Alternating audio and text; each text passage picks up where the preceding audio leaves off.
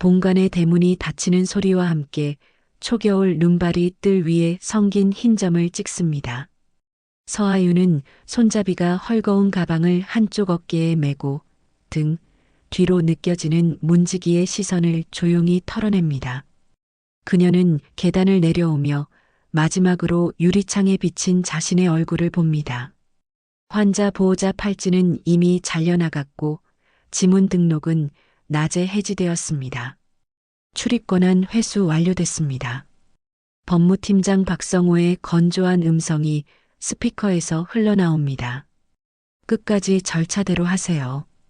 윤명자는 짧게 답합니다. 가문의 체면이란 단어가 오늘따라 더 차갑게 들립니다. 하윤은 눈을 피하려고 우산을 펼치려다 손을 멈춥니다.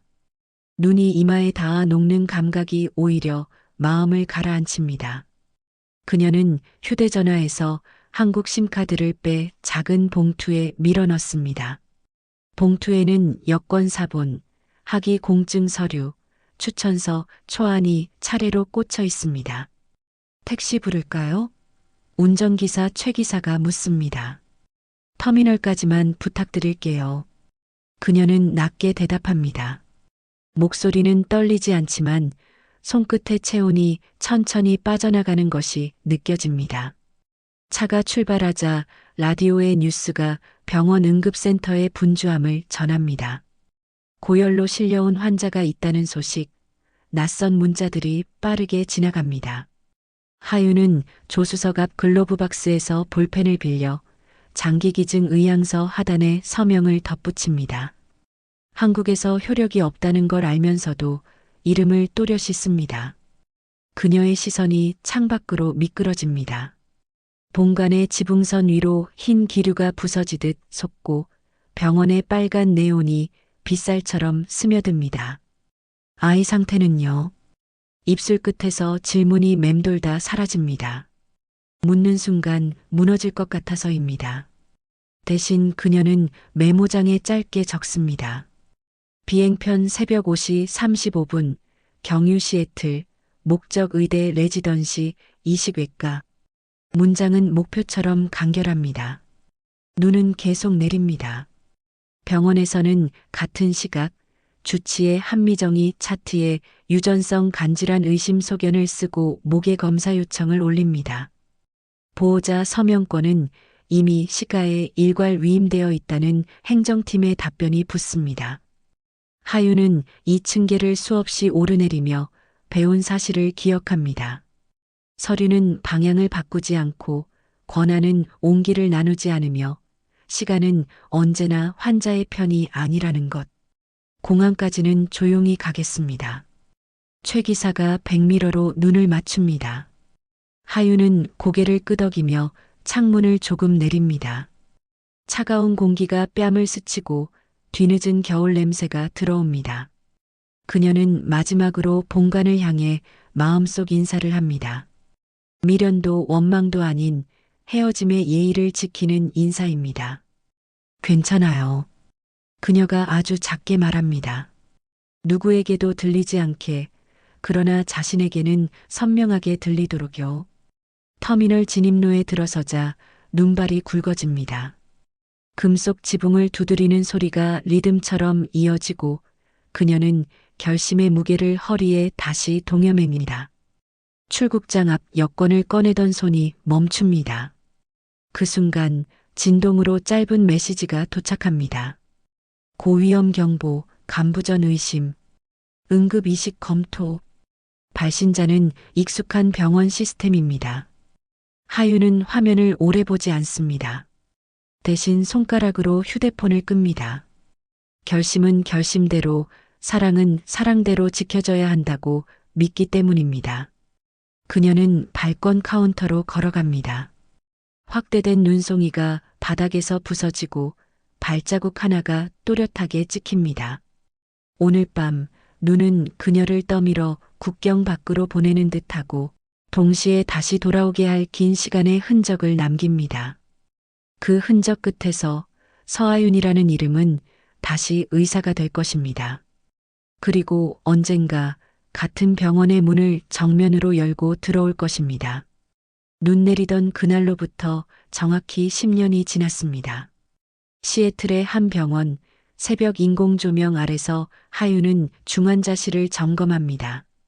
의사 가운의 왼쪽 가슴에는 트랜스플랜트 펠로 하연, 시오라는 명찰이 단정히 달려 있습니다. 그녀는 이식 수술의 성공률을 높이는 알고리즘 연구 논문을 검토하며 한 장의 사진을 지갑 속에 넣어둡니다. 낡은 사진 속에는 웃고 있는 어린 소희의 모습이 있습니다. 10년이 흘렀지만 그 아이의 미소는 여전히 그녀의 하루를 이끄는 원동력입니다. 그녀는 레지던시 과정을 마친 뒤 인터내셔널 트랜스플랜트 네더크의 의학 컨설턴트로 발령받습니다. 이 조직은 전 세계 병원 간 생체 기증자 매칭 시스템을 관리하는 곳으로 한국재단 의료원도 협약 병원 중 하나였습니다. 하윤의 이름이 한국 파견 명단에 오르자 상사는 고국으로 돌아갈 준비가 되었냐고 묻습니다. 그녀는 아무 대답도 하지 않고 창밖의 구름을 바라봅니다. 흰 구름이 쌓이는 모양은 눈과 닮아 있었습니다. 반면 서울에서는 강도윤이 의료재단의 새 이사장으로 취임합니다. 그는 업무 보고서의 숫자를 보며 고개를 끄덕였지만 어느 한 귀퉁이에 적힌 이름 하나에 시선이 멈춥니다. 강소희 제2번 통보, 딸의 이름입니다. 10년 전 이식 시기를 놓친 아이는 여전히 간질환을 앓고 있었습니다. 도윤은 차가운 사무실 창문을 바라보다가 손끝을 꼭 쥡니다. 이제 더 이상 기다릴 수 없다. 그는 자문하듯 속삭입니다. 이식대기 명단은 늘어났고 조건이 맞는 기증자는 단 한 명도 없었습니다. 윤명자는 손녀의 병세가 다시 악화되자 가족의 체면을 위해 해외 석학 초빙 프로젝트를 밀어붙입니다. 외신 기자들에게는 재단의 사회 공헌 확대라고 포장했지만 실상은 손녀의 이식을 위한 인맥 확보였습니다. 도윤은 어머니의 행동을 막지 않습니다. 단지 서류상 모든 절차를 합법으로 감추었습니다. 그의 사무실 서랍에는 오래전 버리지 못한 파일 하나가 남아 있었습니다. 서류 제목은 퇴거 통보서. 그 서류를 볼 때마다 손끝이 떨렸습니다. 그는 여전히 하윤에게 사과하지 못했습니다. 그녀가 떠나던 그날 눈이 내리고 있었다는 기억만이 모든 장면을 지워버렸습니다. 시간은 무심히 흘러 두 사람의 세계를 완전히 다른 궤도로 밀어냅니다. 하윤은 수술대 위에 생명을 살리며 자신을 단련했고 도윤은 회색빛 빌딩 속에서 재단을 유지하기 위해 감정을 봉인했습니다. 그들의 공통점은 단 하나, 여전히 같은 병원을 중심으로 삶이 돌아간다는 사실이었습니다. 그날 오후 하윤은 본부에서 이메일을 받습니다. 제목 K-메더컬 파운데이션 긴급 파견 승인. 첨부된 일정표에는 서울 강재단 의료원 이식 자문이라는 문구가 또렷했습니다. 그녀는 잠시 화면을 응시하다 의자에 등을 기대며 깊게 숨을 내쉽니다. 결국 돌아가야 할 곳이군요. 그리고 10년 전처럼 그녀는 짐을 꾸립니다. 이번에는 떠나는 것이 아니라 되돌아가는 여정이었습니다. 가방 속에는 의사 면허증, 연구 논문, 그리고 아직도 딸의 사진이 들어 있습니다. 그녀는 알았습니다. 이번 귀국은 단순한 업무 파견이 아니라 운명의 호출이라는 것을요. 하윤의 비행 일정이 확정되는 순간 서울에서는 긴급 호출 알람이 울립니다. 간부전 고위험 환자, 코드 블루 가능성 있음. 이름 강소희. 운명의 실이 다시 서로를 끌어당기기 시작했습니다. 서울의 겨울은 여전히 매서웠습니다. 하윤이 입국한 날 새벽 공항 활주로 위로 희미한 안개가 깔려 있었고 그녀는 숨을 들이마시며 마음을 다잡았습니다. 10년 만의 귀국, 그것도 재단 의료원 파견이라는 명목이었지만 이곳은 그녀가 한때 모든 것을 잃었던 장소였습니다. 입국 심사를 마치고 병원 셔틀에 올라탄 순간 휴대전화가 진동했습니다. 응급센터 긴급 호출 코드 블루 예상. 발신처는 강제단 의료원 응급실, 그리고 환자명에는 낯익은 이름이 적혀 있었습니다. 강소희. 그녀는 숨을 고르며 화면을 다시 확인했지만 이름은 분명했습니다. 심장이 빠르게 요동쳤습니다. 그녀는 즉시 파견팀 리더인 로엘 박사에게 전화를 걸어 상황을 전하며 직접 개입할 수 없다고 단호히 말했습니다. 이식 컨설턴트 신분으로 관여하면 문제가 생겨요. 공식 보고만 부탁드릴게요. 목소리는 차분했지만 손끝이 미세하게 떨렸습니다. 로엘 박사는 짧게 대답했습니다. 알겠어요. 하지만 당신이 그 이름을 듣고도 평정심을 유지할 수 있겠어요? 하윤은 대답 대신 차창 밖으로 시선을 돌렸습니다. 서울 도심의 불빛이 멀게 느껴졌습니다. 10년 동안 준비했던 의사의 삶이 단 한순간에 무너지는 듯한 공허함이 밀려왔습니다. 병원에 도착하자 응급실은 이미 혼란에 휩싸여 있었습니다. 의사들은 환자의 수치를 실시간으로 확인하며 긴급 회의를 진행하고 있었고, 하윤은 자신의 존재를 숨기려 마스크와 모자를 깊게 눌렀었습니다. 로엘 박사가 대신 브리핑을 맡았습니다. 환자는 간 기능 수치 급격 저하, 응고장애, 의식 혼미 상태입니다. 이식 대기 기간은 임계치를 초과했습니다. 하윤은 한 발짝 뒤에서 모니터를 바라보았습니다.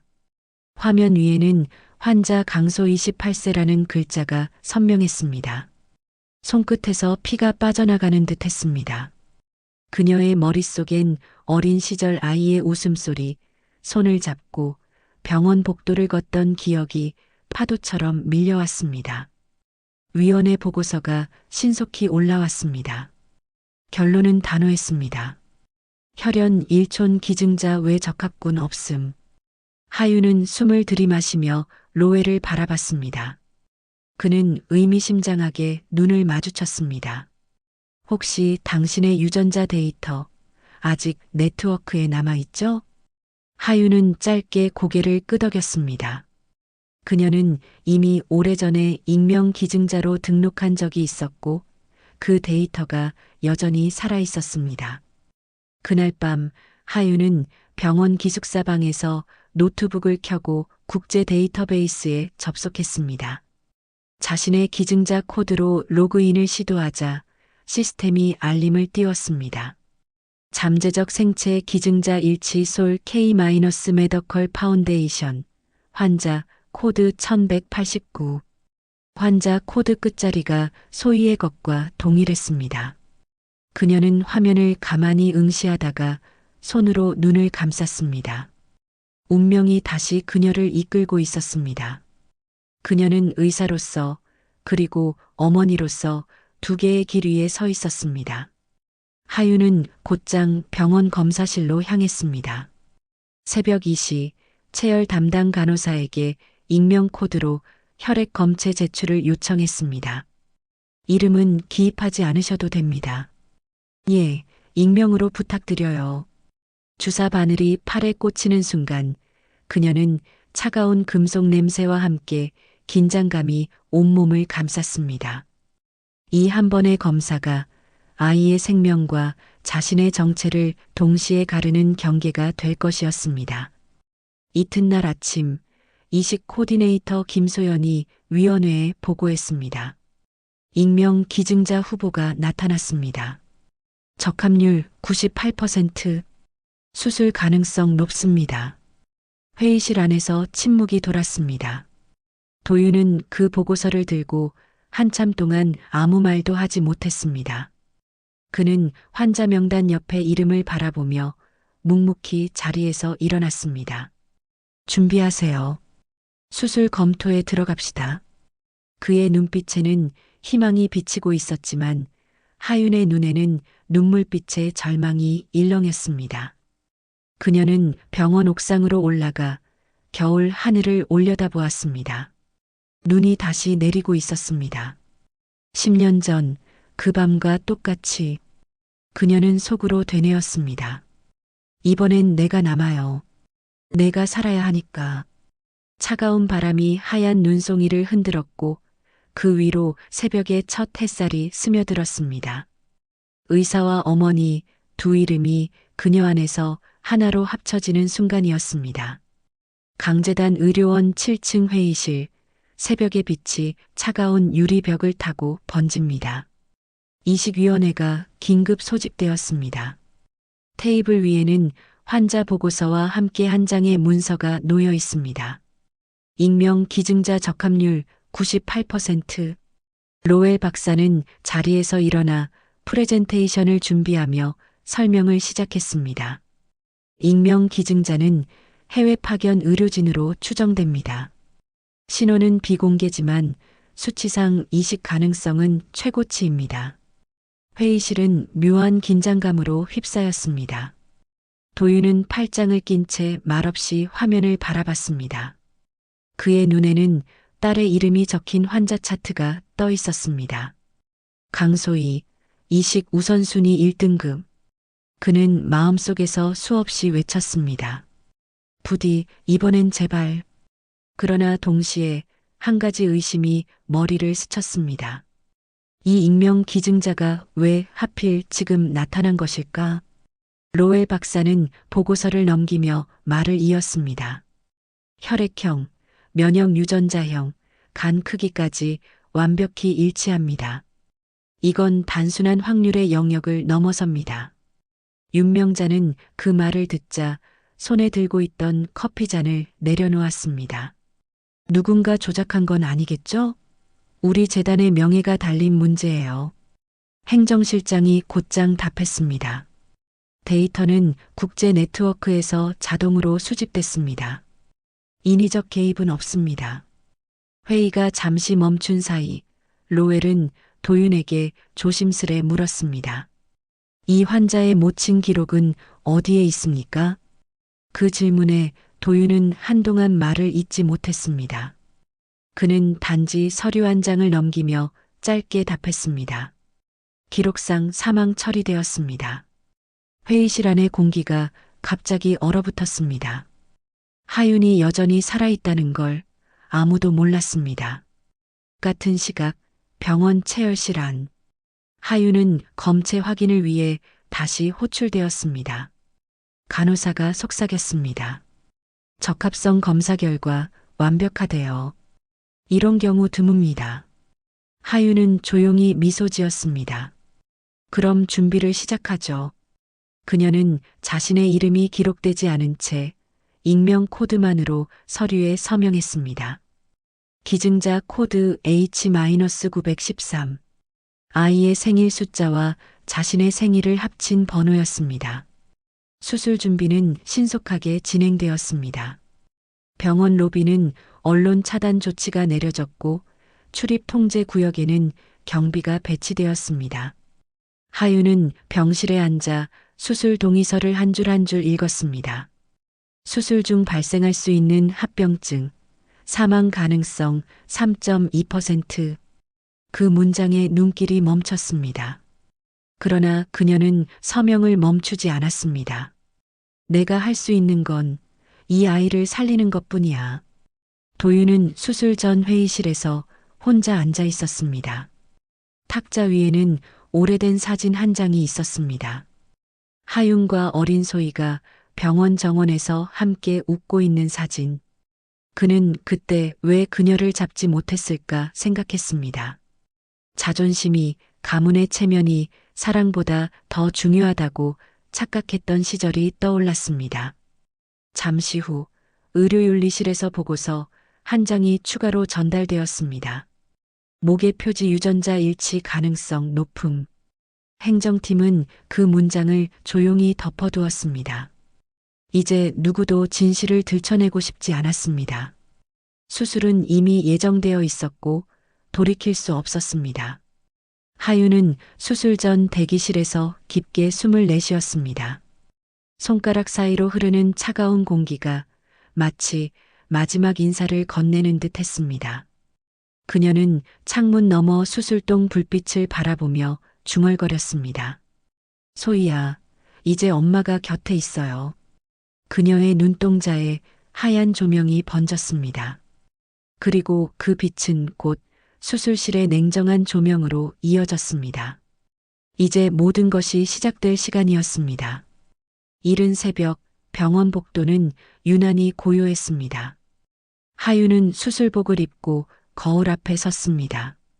하늘색 천이 그녀의 어깨를 감싸고 머리 위 캡을 덮자 얼굴의 절반이 가려졌습니다. 거울 속에는 의사가 아닌 한 명의 어머니가 서 있었습니다. 그녀는 심호흡을 한 뒤 손끝을 모아 조용히 기도했습니다. 이번엔 꼭 살릴 수 있게 해주세요. 수술실 내부는 냉장고처럼 차가운 공기로 가득했습니다. 조명은 푸른빛으로 내려앉았고 기계의 심박음이 일정한 리듬으로 울렸습니다. 이식팀의 리더 로엘 박사가 하윤 옆에 섰습니다. 기증자 상태 안정적입니다. 시작하겠습니다. 그녀는 고개를 끄덕이며 자신의 복부 쪽으로 시선을 내렸습니다. 마취가 시작되기 전 그녀는 마지막으로 눈을 감았습니다. 이건 이별이 아니야. 시작이야. 동시에 다른 수술실에서는 강소희가 수술 준비를 마쳤습니다. 의식이 희미한 채 산소 마스크 너머로 낮은 목소리가 흘렀습니다. 엄마. 그 한마디에 도윤의 손이 잠시 멈췄습니다. 그는 아이의 손을 꼭 잡으며 눈을 감았습니다. 괜찮아. 이제 괜찮아질 거야. 그 목소리에는 절박함과 후회가 뒤섞여 있었습니다. 수술이 시작되었습니다. 간호사들이 절개 부위를 닫고 기구들이 순서대로 건네졌습니다. 피가 고여드는 순간마다 흰 거즈가 바뀌었고 기계의 수치가 끊임없이 변화했습니다. 간 분절 채취 들어갑니다. 로엘 박사의 목소리가 냉정하게 울렸습니다. 하윤의 몸속에서 붉은 피가 천천히 빠져나갔습니다. 순간 모니터에 경고음이 울렸습니다. 산소 포화도가 일시적으로 떨어지자 간호사가 다급히 외쳤습니다. 포화도 82%, 혈압 급락합니다. 로엘 박사는 즉시 대응 지시를 내렸습니다. 수액 라인 조정, 승합제 투여, 출혈 포인트 찾습니다. 하윤의 피부색이 서서히 창백해졌습니다. 그러나 그녀의 얼굴엔 고통의 기색이 없었습니다. 마취 속에서도 표정은 편안했습니다. 마치 모든 걸 내려놓은 사람처럼. 도윤은 바로 옆 수술실 유리창 밖에서 그 장면을 지켜보고 있었습니다. 그는 자신도 모르게 손을 떨었습니다. 이건 단순한 수술이 아니야. 누군가의 모든 것을 건 선택이야. 하윤의 간 분절이 채취되어 이식팀 쪽으로 옮겨졌습니다. 기증자 혈류 차단 완료, 수혜자 테이블 준비.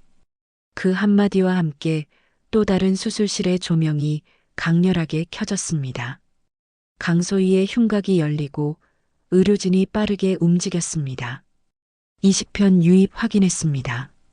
재관류 들어갑니다. 하윤의 일부가 소희의 몸속으로 들어가는 순간 모니터에 새로운 파형이 떴습니다. 심전도가 규칙적으로 뛰기 시작했습니다. 기계음이 안정화되자 로엘 박사는 조용히 안도의 한숨을 내쉬었습니다. 성공입니다. 그러나 그 순간 반대편 수술실에서 또다시 경보가 울렸습니다. 기증자 혈압 저하, 산소 포화도 70%. 마취가 의사가 빠르게 손을 움직였습니다. 수혈 라인이 연결되고 심박수가 미세하게 흔들렸습니다. 의료진의 목소리가 겹쳐 들렸습니다. 심정지 10초 전, 에피네프린 투여. 다시 잡았습니다. 그때 하윤의 심장이 간신히 다시 뛰었습니다. 시간은 느리게 흘러갔습니다. 수술실의 공기는 긴장과 피냄새로 묘하게 섞여 있었습니다. 하윤의 몸 위로 땀방울이 맺히고 마취가 깊게 이어졌습니다. 로엘은 차트를 확인하며 낮게 중얼거렸습니다. 이 사람은 정말 대단하군요. 끝까지 버티고 있습니다. 그리고 그 순간 도윤의 휴대폰에 짧은 메시지가 도착했습니다. 기증자 수술 종료. 회복실 이동 중. 그는 무심코 창밖을 보았습니다. 새벽의 첫 햇살이 병원 외벽에 스며들고 있었습니다. 하윤의 희생으로 딸의 생명이 붙잡혔다는 사실이 현실로 다가왔습니다. 수술이 끝나자 의료진은 잠시 침묵했습니다. 피로에 젖은 얼굴들이 서로를 바라보며 미소를 지었습니다. 로엘 박사는 수술 기록에 마지막 서명을 하며 말했습니다. 오늘 이 기적은 누군가의 용기로 만들어졌습니다. 도윤은 유리창 너머를 바라봤습니다. 그곳에는 아직 깨어나지 못한 한 여인이 누워 있었습니다. 그녀의 이름을 입 밖으로 꺼내진 않았지만 마음속에서는 분명히 부르고 있었습니다. 하윤 고마워요. 수술실 문이 닫히고 복도에 다시 고요가 찾아왔습니다. 피냄새 대신 희미한 소독약 향이 남았습니다. 도윤은 천천히 눈을 감으며 속삭였습니다. 이제야 조금은 용서받을 수 있을까? 그의 목소리는 떨렸지만 눈빛만큼은 단단했습니다. 그 순간 하윤의 심전도는 안정된 리듬을 그리기 시작했습니다. 새 생명의 박동과 함께 세 사람의 운명은 다시 하나로 이어지고 있었습니다. 아침 햇살이 병원 복도를 비쳤습니다. 수술이 끝난 지 사흘째 되는 날, 강소희는 회복실 침대 위에서 천천히 눈을 떴습니다. 눈부신 조명 사이로 흐릿한 얼굴들이 보였습니다. 소희야, 들려? 도윤의 목소리였습니다. 소희는 약하게 눈을 깜빡이며 입술을 움직였습니다. 아빠? 그의 눈가에 눈물이 맺혔습니다. 그래, 아빠야. 괜찮아. 다 끝났어. 그의 말끝이 떨렸습니다. 아이의 얼굴에 다시 생기가 돌아온 것만으로도 모든 게 용서받은 듯한 기분이 들었습니다. 의료진은 수술 경과가 안정적이라고 보고했습니다. 혈류 재관류 상태도 좋았고 간 수치 역시 서서히 정상 범위로 돌아오고 있었습니다. 도윤은 감사 인사를 전하려 기증자에게 면담을 요청했습니다. 그러나 행정팀은 단호히 말했습니다. 익명 기증자는 신분 보호 대상입니다. 면담은 불가합니다. 그는 그 말에 잠시 말을 잃었습니다. 감사조차 전할 수 없는 현실이 잔인하게 느껴졌습니다. 윤명자는 재단 로비에서 기자회견을 열고 말했습니다. 익명의 영웅이 우리 재단에 기적을 선물했습니다. 그분께 감사패를 수여하겠습니다. 그녀의 목소리는 단호했지만 내면의 동요가 감춰지지 않았습니다. 왜인지 모르지만 기증자에 대한 막연한 불안감이 가슴속에 남았습니다. 그날 저녁 병리과 최주임이 행정팀에 메모를 전달했습니다. 목의 유전자 표지, 기증자와 수혜자 동일 계열 가능성 높음. 행정팀은 그 문서를 곧바로 윤리위원회로 이관했습니다. 의료윤리실장은 잠시 머뭇거리다 중얼거렸습니다. 이게 사실이라면 재단 기록이 전부 뒤집히겠군. 같은 시간 하윤은 일반 병동의 창가에 앉아 있었습니다. 수술 자국이 아직 욱신거렸지만 눈빛은 단단했습니다. 그녀는 노트북을 열고 익명 기증자 신원 해제 요청서를 작성했습니다. 사유보호자 및 환자의 보장을 위함. 문장을 다 쓰고 서명을 덧붙였습니다. 손끝이 약하게 떨렸지만 마음은 확고했습니다. 숨길 때가 아니야. 진실은 알려져야 해. 윤리위원회는 긴급 회의를 열었습니다. 찬성과 반대 의견이 팽팽히 맞섰습니다. 한 의원이 조심스럽게 말했습니다. 법적으로는 공개 가능하지만 도덕적으로는 위험합니다. 다른 위원이 반박했습니다. 그렇다고 진실을 묻을 순 없습니다. 생명을 걸고 선택한 사람이 누군데요? 결국 위원회는 결정을 내렸습니다. 보호자와 기증자 공동 동의 시 신원 공개 승인. 그 시각 도윤은 병실에서 잠든 딸을 바라보고 있었습니다. 그는 손에 들고 있던 기증자 보고서를 다시 펼쳤습니다. 눈에 익은 코드가 보였습니다.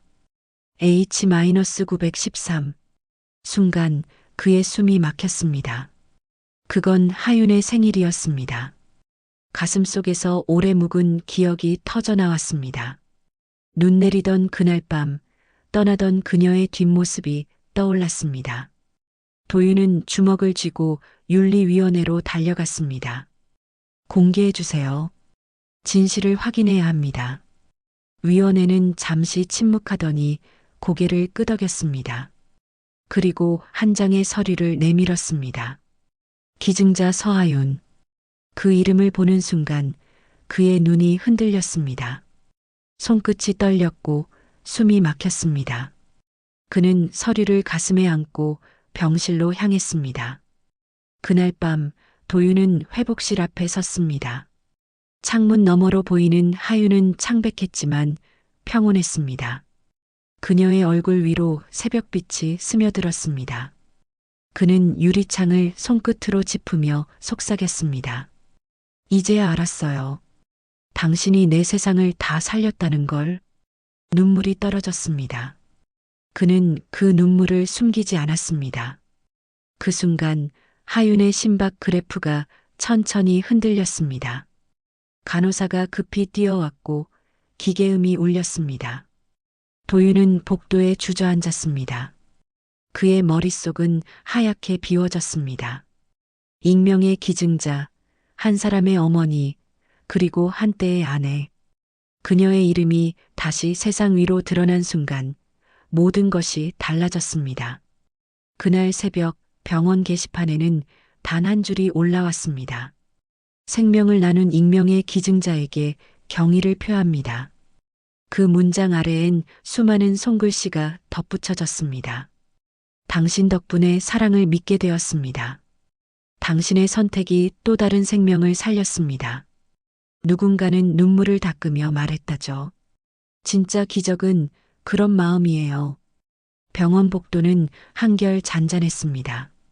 수술 후 몇 주가 흘러 하윤의 몸은 조금씩 회복되었습니다. 그녀는 여전히 병실 침대 곁에서 딸의 상태를 지켜보고 있었지만 그 눈빛에는 묘한 평온함이 깃들어 있었습니다. 창문 너머로 봄 햇살이 들어와 하얀 침구를 비쳤습니다. 그때 문이 열리고 윤명자가 들어섰습니다. 하윤은 천천히 몸을 일으켰습니다. 두 사람의 시선이 마주쳤습니다. 오랜 세월 동안 가려져 있던 감정들이 그 한순간에 쏟아지는 듯 했습니다. 윤명자는 조용히 봉투 하나를 내밀었습니다. 그 안에는 퇴거 조치 무효라는 서류와 함께 손편지 한 장이 들어 있었습니다. 그땐 제가 틀렸어요. 체면이 전부인 줄 알았어요. 하지만 그 아이가 당신을 닮아 강하게 버틴 걸 보니 이제야 알겠더군요. 하윤은 봉투를 손에 쥐며 고개를 숙였습니다. 저도 용서받으려는 마음은 없어요. 다만 소희가 행복했으면 좋겠어요. 윤명자는 눈가를 닦으며 고개를 끄덕였습니다. 그녀의 목소리가 떨렸습니다. 그래요. 그게 우리가 같은 마음이군요. 도윤은 법무팀과 함께 회의실에 앉아 있었습니다. 혼인관계 복원 절차를 제안받았지만 그는 곧장 서류를 덮었습니다. 이건 필요 없습니다. 그녀가 원하지 않을 겁니다. 그는 손끝으로 펜을 돌리며 덧붙였습니다. 나는 이제 그녀를 붙잡지 않겠습니다. 대신 두 사람의 길을 지켜볼 겁니다. 그의 말에는 지난 세월의 후회가 모두 담겨 있었습니다. 며칠 뒤 소희는 재활치료실에서 천천히 걸음을 떼었습니다. 그녀는 팔에 약한 힘을 주며 보조기 없이 두 발로 섰습니다. 그 순간 하윤의 눈가가 젖었습니다. 잘했어요, 소희야. 소희는 미소 지으며 대답했습니다. 엄마가 약속 지켰잖아요. 이제 제 차례예요. 하윤은 그 말을 듣고 조용히 딸의 머리를 쓰다듬었습니다. 그 따뜻한 순간은 그 어떤 말보다 깊었습니다. 며칠 후 하윤은 병원 옥상으로 올라갔습니다. 바람이 부드럽게 머리카락을 스쳤고 멀리 한강이 반짝였습니다. 그녀는 하늘을 바라보며 속삭였습니다. 이제 됐어요. 내가 할 일은 끝났어요. 그녀는 병원 측으로부터 제안을 받았습니다. 국제 이식 프로그램의 고문으로 참여해달라는 제안이었습니다. 하윤은 미소 지으며 서류에 서명했습니다. 상근은 어렵지만 프로젝트 단위로는 도와드릴게요. 그녀의 목소리는 담담했습니다. 의사로서의 삶을 이어가되 더 이상 자신을 희생하지 않겠다는 다짐이었습니다. 공항으로 향하는 날 도윤과 윤명자는 배웅을 나왔습니다. 윤명자는 작은 목걸이를 내밀었습니다. 이건 소희가 태어날 때 당신이 줬던 거예요. 이제 다시 돌려드릴 때가 됐네요. 하윤은 그것을 손에 쥐고 잠시 눈을 감았습니다. 그 속엔 수많은 세월이 녹아 있었습니다. 도윤이 한 걸음 다가왔습니다. 하윤, 미안했어요. 그리고 고마워요. 그녀는 짧게 미소를 지었습니다. 이제야 진심이 들리네요. 그들은 악수를 나누었습니다. 그것은 화해이자 작별의 인사였습니다. 비행기 출입구 앞에서 하윤은 마지막으로 뒤를 돌아봤습니다. 유리창 너머 도윤과 윤명자가 나란히 서 있었습니다. 그녀는 조용히 인사하듯 손을 들어 올렸습니다. 비행기가 활주로를 향해 움직이자 눈가에 눈물이 맺혔습니다. 하지만 이번 눈물은 슬픔이 아니었습니다. 그건 해방의 눈물이었습니다. 기내 좌석에 앉은 그녀는 휴대폰을 켜고 자동이체를 설정했습니다. 매년 4월 5일 강소희 명의로 의료장학금 기부. 손끝이 마지막 클릭을 마치자 그녀의 얼굴에 잔잔한 미소가 번졌습니다. 이젠 아이의 길을 지켜볼 시간이에요. 창밖에는 석양빛이 구름 위로 물들고 있었습니다. 그녀는 천천히 눈을 감았습니다. 긴 여정의 끝에서 진정한 평화를 맞이하는 표정이었습니다. 10년이 흘렀습니다. 서울의 봄바람이 병원 로비를 가득 채우고 사람들의 발걸음이 분주하게 오갔습니다. 그 속에서 흰 가운을 입은 한 여인이 조용히 걸어 들어왔습니다. 강소희, 이제는 28살의 의사가 된 그녀였습니다. 가슴에는 새로 받은 배지가 반짝이고 있었습니다. K-메더컬 파운데이션 레지던트 다크터 SOI 캥. 그 아래에는 어릴 적부터 마음속에 새겨온 이름이 또렷이 겹쳐졌습니다. 서하윤. 이제 그녀는 그 이름을 가슴속에서 다시 불러도 아프지 않았습니다. 소희는 첫 출근 날 아침 잠시 하늘을 올려다보았습니다. 하얀 구름이 유난히 부드럽게 흘러가고 있었습니다. 엄마, 나 이제 시작할게요. 그녀는 미소를 지으며 중환자실로 향했습니다. 의국 게시판에는 신입 의사들의 이름이 붙은 명단이 걸려 있었고 그중 맨 위에 그녀의 이름이 반짝였습니다. 동료들이 다가와 축하 인사를 건넸습니다. 강 선생님 환영합니다. 첫 배치가 어디죠? 이식외과 중환자실이에요. 그녀는 담담하게 대답했지만 가슴 깊은 곳에서 묘한 울림이 일었습니다. 오리엔테이션을 마치고 병동을 돌던 중 소희는 복도 끝에 개인 사물함 하나를 발견했습니다. 라벨에는 희미하게 S, H, Y 라는 이니셜이 남아 있었습니다. 그녀는 문득 손을 뻗어 문을 열었습니다. 안에는 낡은 노트 한 권이 놓여 있었습니다. 표지에는 정갈한 필체로 이렇게 적혀 있었습니다. 수혜자 예후 관리 노트 서하윤. 소희는 손끝으로 표지를 쓰다듬었습니다. 그 순간 오래된 향수와 따뜻한 온기가 함께 밀려왔습니다. 노트를 펼치자 빼곡한 글씨가 눈에 들어왔습니다. 기증자와 수혜자는 단순한 관계가 아니다. 서로의 시간과 생명을 이어주는 두 개의 맥박이다. 그리고 의사는 그 사이를 잇는 다리가 되어야 한다. 소희는 그 문장을 천천히 읽으며 눈시울을 훔쳤습니다. 엄마, 당신이 걸었던 길 위에 제가 서 있어요. 그녀는 그렇게 속삭였습니다. 그날 오후 재단 로비의 대형 스크린에는 새로운 문구가 뜨고 있었습니다. 익명 기증자를 잊지 않겠습니다. 그들의 용기가 오늘의 생명을 만듭니다.